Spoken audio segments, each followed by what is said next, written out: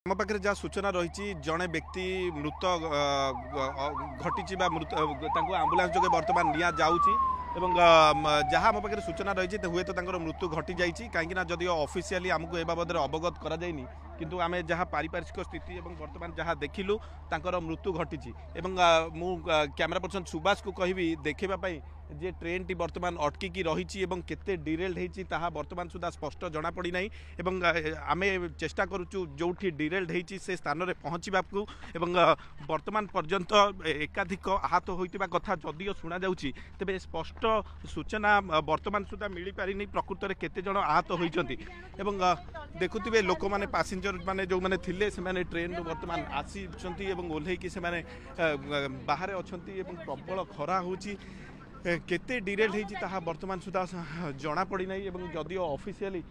जहाँ रेलवे पक्षर कहुई पाखापाखि 10 ରୁ 11 किंतु ताहा बर्तमान सुधा स्पष्ट जना पड़ी ना।